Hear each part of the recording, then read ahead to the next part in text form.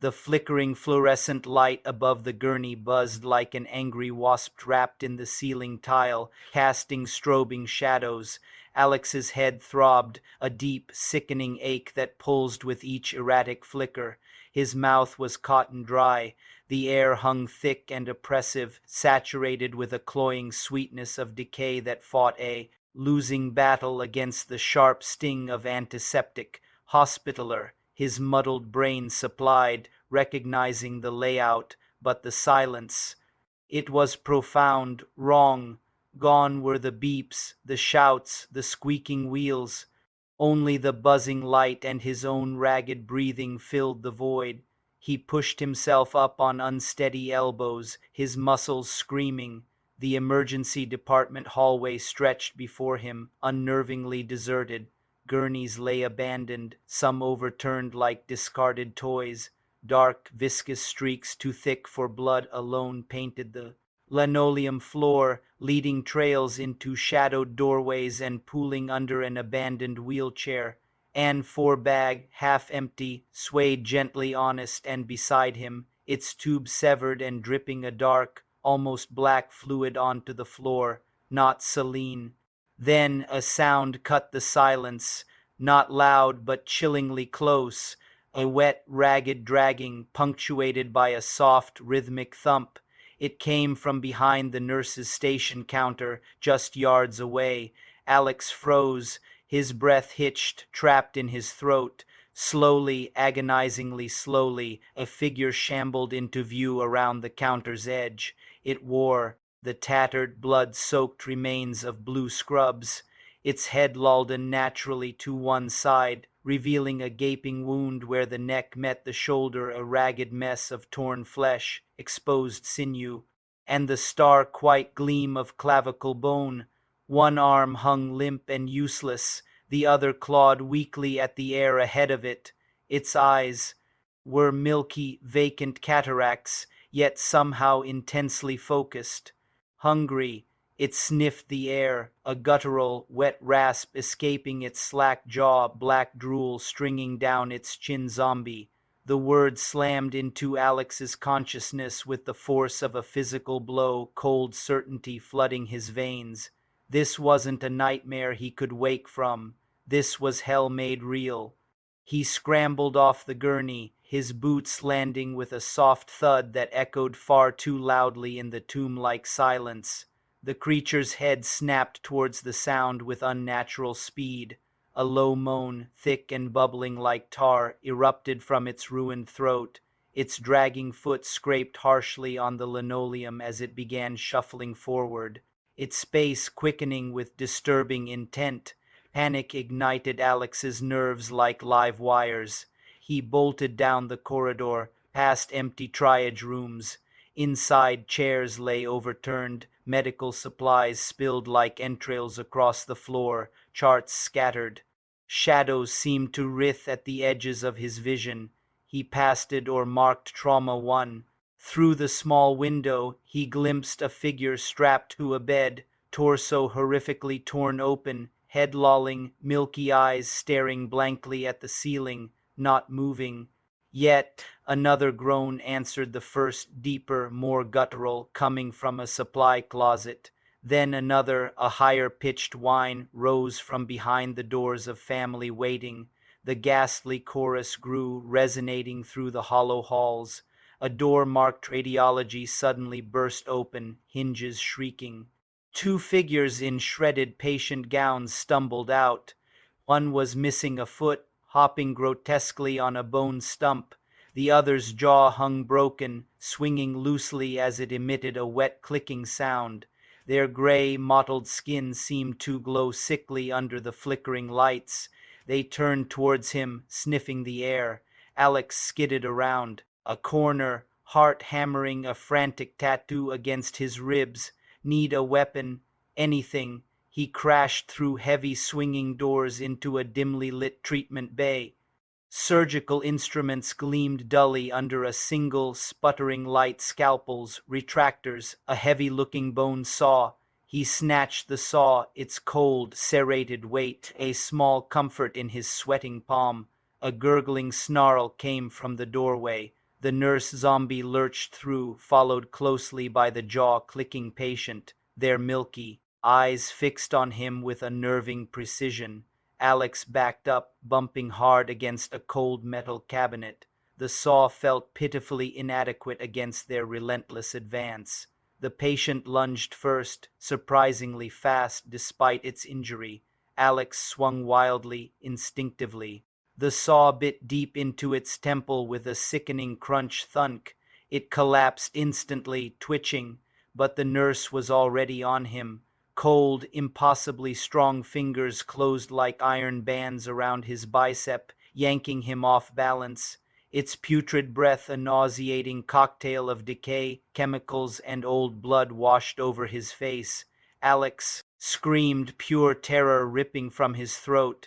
He jammed the saw handle not at its head, but deep into the gaping neck wound he'd seen earlier, twisting violently. The zombie shuddered, a black tar-like fluid gurgling from its mouth and wound. Its grip loosened and it slumped to the floor, twitching. He didn't wait. He ran, leaving the bone saw embedded. The moans were converging, drawn by his scream and the scuffle. He saw a glowing green sign, stairs, rooftop access, up, get high, get seen. Hope, fragile and desperate, flickered. He burst through the stairwell door, slamming it shut behind him. The stench here was overwhelming: decay, concrete dust, and something else. Like spoiled meat left in a damp cellar, he took the steps two at a time, his lungs burning. The sounds of pursuit grew terrifyingly loud below, not just shuffling, but multiple heavy, uneven footfalls, scraping, and a cacophony of moans rising like a wave. Something heavy thudded against the door he'd just passed through, then another thud. The metal door dented inward slightly. He reached the rooftop access door. Alarm will sound. He didn't hesitate. He slammed the panic bar down and shoved with all his weight. Cold, rain-scented night air hit him like a slap, a stark contrast to the stench below. He stumbled out onto the hospital roof, the vast, indifferent sprawl of city lights stretching below, impossibly distant. Relief washed over him, cold and sharp. It was short-lived. The rooftop wasn't empty.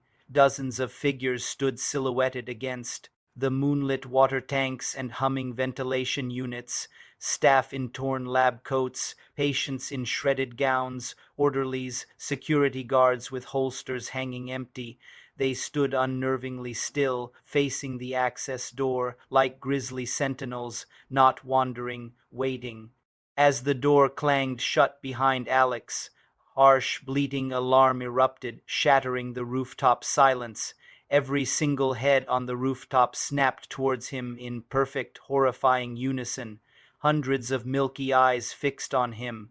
They hadn't been waiting randomly. They'd been waiting for him. Trapped, hunted. The alarm was a dinner bell. A low, collective groan rose from the horde, a sound that vibrated in Alex's bones. They began to shuffle forward, not with the lurching gait he'd seen below, but with a slow, deliberate, terrifyingly coordinated advance, spreading out to cut off any escape route. The battering against the stairwell door below intensified, a frantic drumbeat against the metal. Alex backed towards the edge, the 5-story drop yawning behind him. The ambulance bay entrance was directly below, bathed in the harsh, erratic, flickering red light of an abandoned ambulance, its back doors hanging open. A narrow concrete ledge, perhaps a foot wide, ran along the building facade, about 8 feet down, part of the decorative architecture. A desperate, insane plan formed: the cables. Thick bundles of electrical conduit and service cables snaked down the building corner near the ambulance bay. As the first ranks of the rooftop horde closed in, cold, grasping fingers brushed the fabric of his jacket.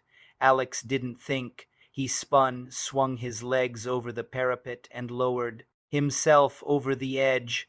His fingers scrabbled desperately for purchase on the rough concrete lip, boots kicking wildly in empty air.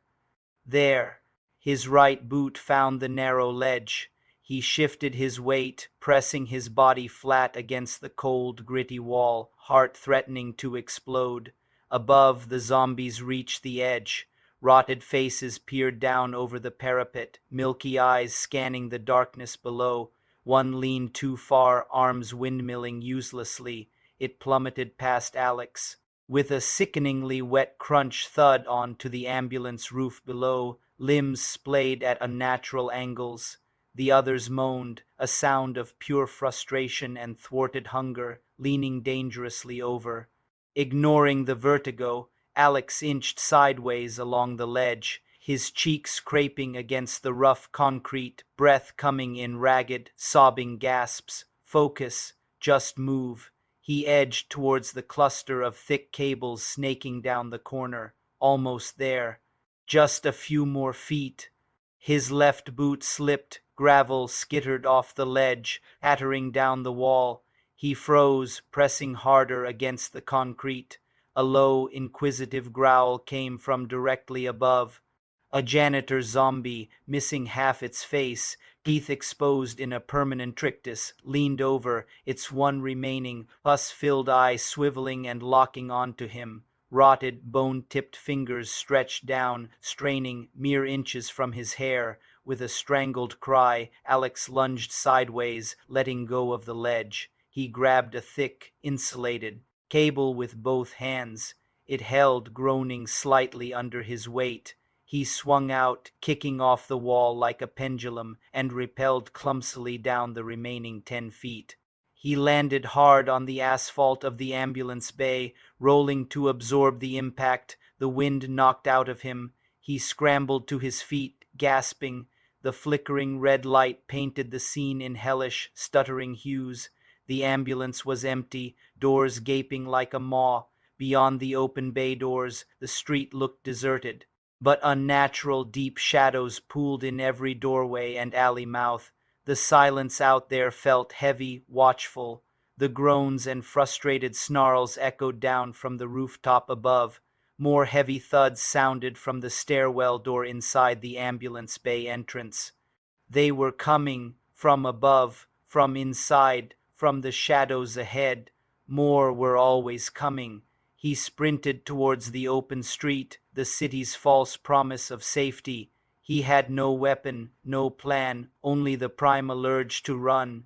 The stench of the hospital clung to him like a shroud. He didn't look back. The city's silence now felt like a held breath, a vast emptiness waiting to be shattered by the inevitable converging chorus of the hungry dead. He ran into the uncertain darkness, the flickering red ambulance light casting his fleeing shadow long, frantic, and utterly alone on the rain-slicked pavement behind him, swallowed by the night.